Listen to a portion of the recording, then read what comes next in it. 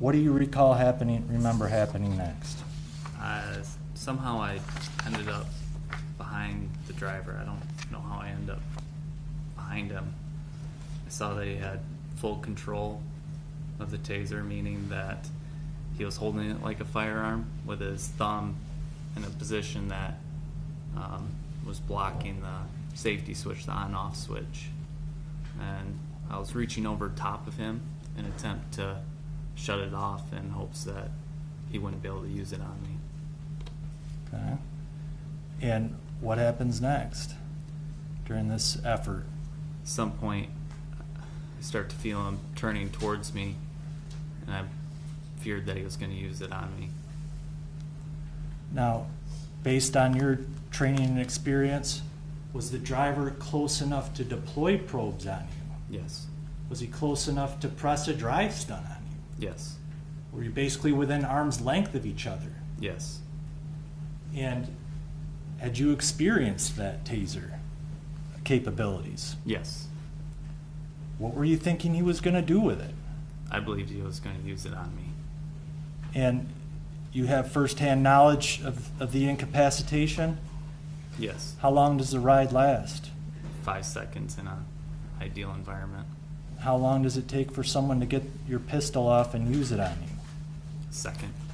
Did you, throughout your training, throughout your career, were you trained that the taser can cause death or serious injury? Yes. In several different ways. Yes. And was the driver in proximity to do that as he's turning towards you? Yes. During the course of this struggle, had the driver been able to get up on prior occasions in the past successfully? Yes. And what was your abilities at this point as far as breathing? Was it getting any better? No, one of the main reasons why I brought the taser into it is because I had no energy left to begin with. And we then get into a struggle over it for I don't know how long. And I'm running on fumes. What have you been trained going all the way back to the MCOLS Academy as far as action versus reaction? What have you been trained? That action beats reaction. And what does that mean here in that scenario for you?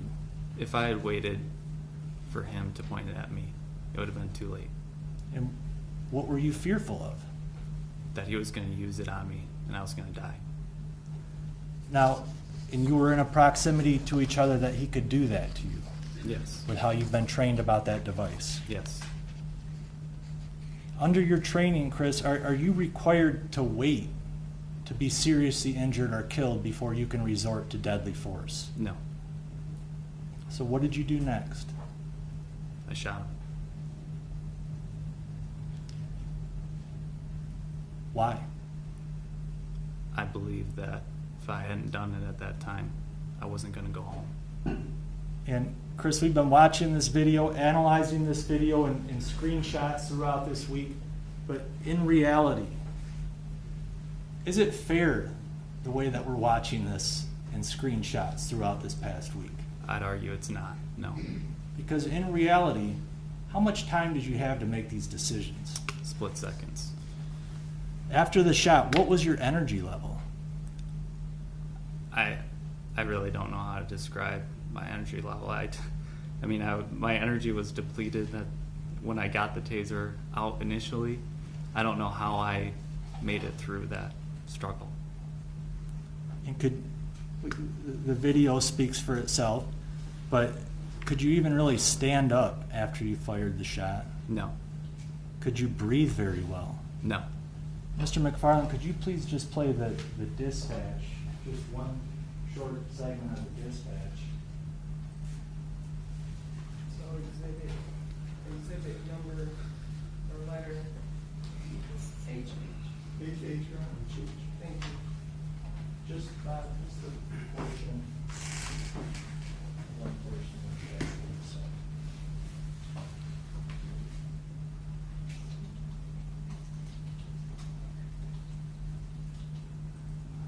It is.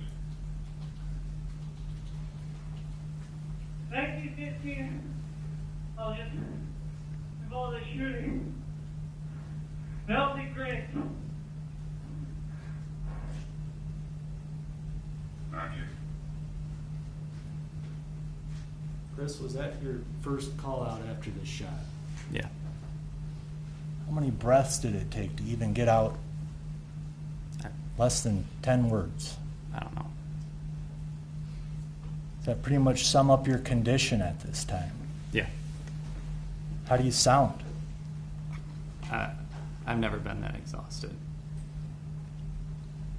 Chris, did you want to shoot Patrick Lyoya No. when you took on this traffic stop? No. Did you have any prior bad blood with Patrick Lyoya? No. Were you mad at Patrick Lyoya? No. Did you plead with Mr. Lyoya to drop your weapon? I did. To the best of your abilities, did you fight to attempt to get your weapon back after he disarmed you of it? I did.